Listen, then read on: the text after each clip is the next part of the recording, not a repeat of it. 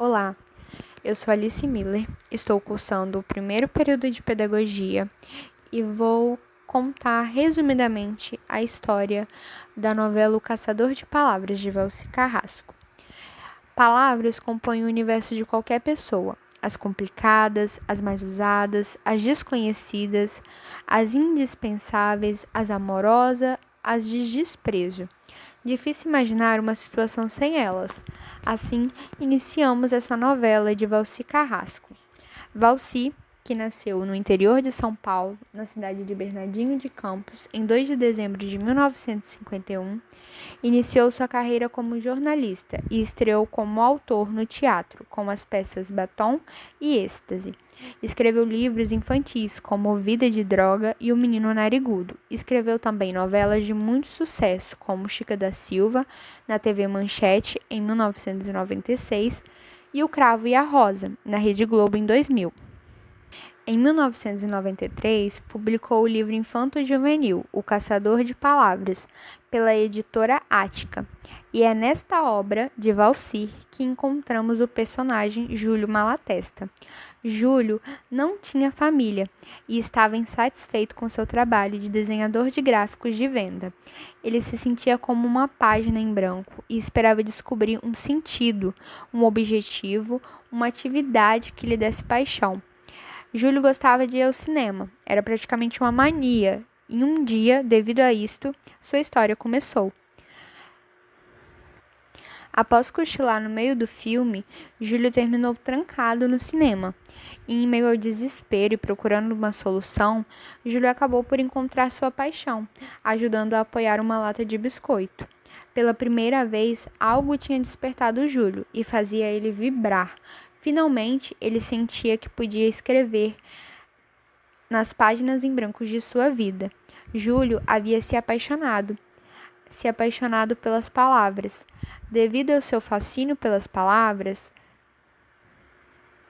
após encontrá-las e estudá-las, Júlio terminou sendo demitido. Tudo ocorreu enquanto traçava distraidamente a história da palavra mameluco em uma folha de papel. As palavras acabaram se faltando quando questionaram e se transformaram em uma teia de confusão. Mas Júlio não estava preocupado, estava feliz e pronto para viver sua aventura. Inspirado em Bebé e no imperador de quem herdou o nome, Júlio decidiu que queria ser o proprietário secreto de apenas uma simples palavra. Ele então deixou de procurar emprego. Restringiu seus gastos, especializou-se em ovos. O desejo tomou forma, ele se propôs a criar um sinônimo para a palavra amor. E em suas investigações, Júlio descobriu que não dava para usar qualquer palavra para falar de amor. Então, descobriu que deveria encontrar uma palavra esquecida e trazê-la de volta. Júlio lembrou-se dos escravos e, em uma tentativa de homenageá-los, quis introduzir uma palavra nova com base em sua língua. Ali encontrou o if, a palavra que seria a razão de sua vida. Após ser despejado por não pagar o aluguel, Júlio então decidiu partir rumo ao desconhecido. Com apenas algumas moedas dadas pelo seu vizinho e um abraço, ele partiu.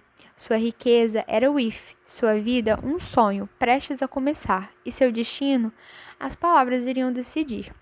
Júlio pegou uma carona para o seu destino, e essa carona foi dada por Pedro Cuatá, um economista, um dos mais respeitados do mundo, que ia para o Rio de Janeiro participar de um simpósio sobre os rumos da economia na América Latina.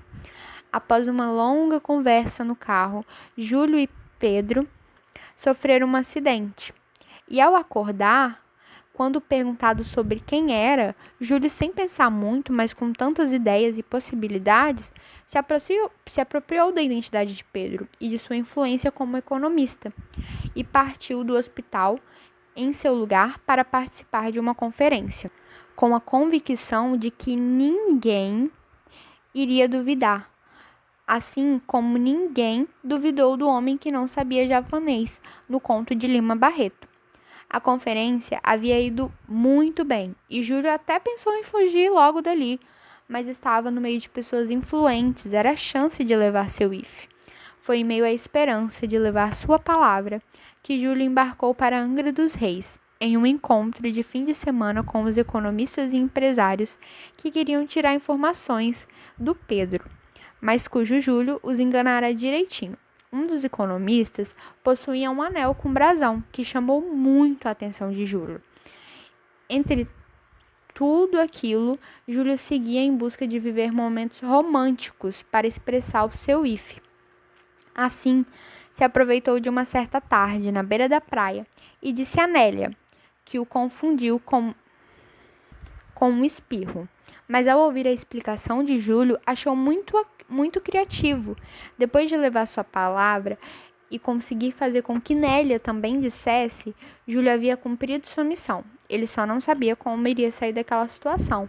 A vida, porém, adiantou-se naquele mesmo dia, logo que voltaram para junto dos economistas e empresários, eles foram logo surpreendidos por um telegrama. Nele dizia que Pedro Coatá, o verdadeiro, chegaria no outro dia, logo pela manhã. Todos riram daquilo e se divertiram, mas Júlio apressou-se em sair daquela situação.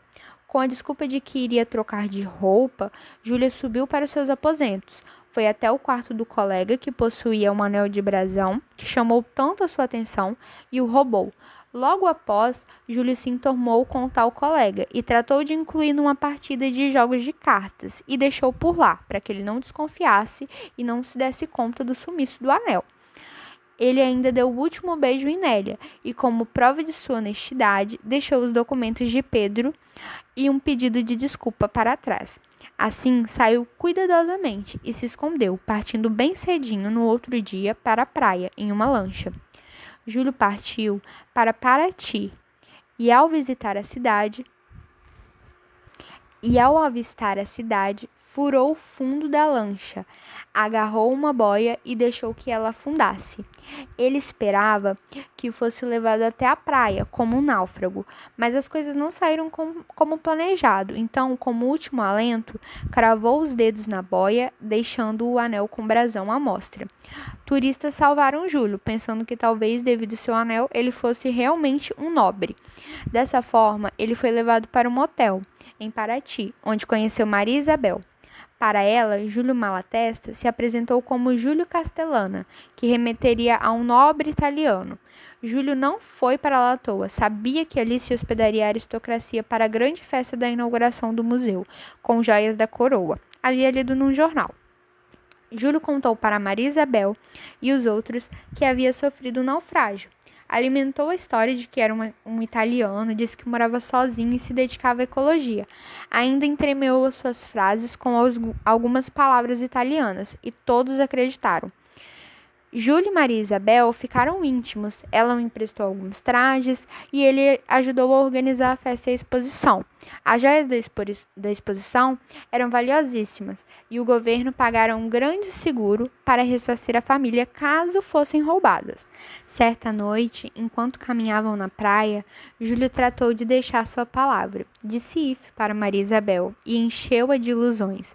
Mas naquela mesma noite, depois de Maria Isabel descobrir que Júlio era um farsante e ajudá-lo, ele roubou a coroa e partiu de ônibus para o Rio de Janeiro, onde desceu em frente à favela e passou alguns dias dando o golpe do bilhetinho premiado nas pessoas. Mas Júlio não esqueceu de sua missão, se adaptou à favela e mudou mais uma vez sua maneira de falar. Lá se apaixonou por Valdete. Para ele, se apresentou como Ju e engatou em um namoro com ela. Não conseguia que ela dissesse seu if.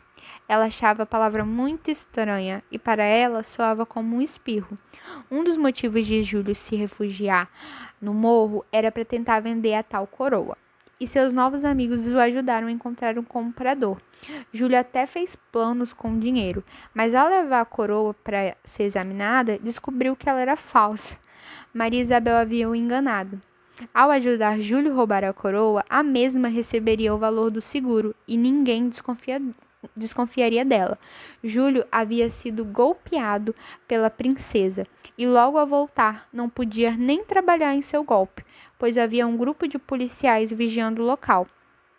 Após receberem denúncias de que um vigarista vinha aplicando o golpe do bilhetinho premiado por ali, Júlio ficou desesperado, lhe restara pouco dinheiro e o mesmo não sabia o que fazer. Mas quando tudo parecia perdido, Júlio foi despertado por uma notícia no jornal.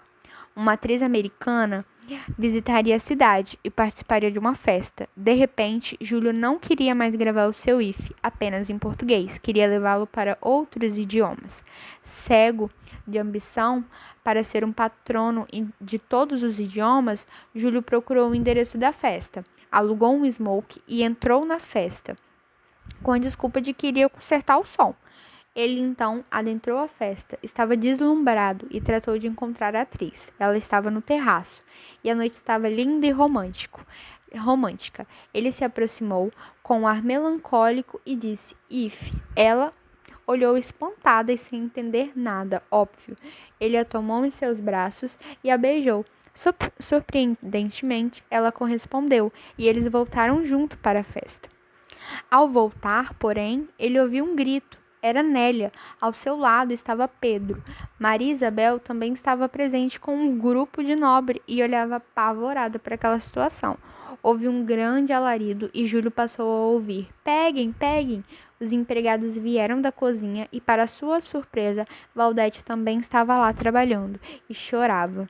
Numa tentativa de levar sua palavra para outros idiomas, Júlio acabou sendo levada por elas a um beco sem saída.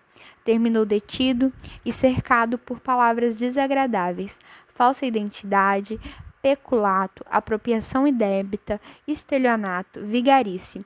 Todos os abandonaram, menos Valdete, que inclusive acabou cedendo para o if e agora só o chama assim. Outros presos, curiosos com o porquê, agora também brincam de usar o if. Por fim, Júlio entendeu que caçar as palavras simplesmente pouco significou. Inventaram uma também, porque as palavras precisam do nosso sangue para viverem e brilharem na constelação das existências. Sobrevivem com os nossos sentimentos, sonho, mágoas e aspirações. Sozinhas são ocas, junta com nossas vidas, atinge a eternidade. E esta é, resumidamente, a história do Caçador de Palavras, de Valcir Carrasco, que vale a pena ser lida e refletida. Muito obrigada.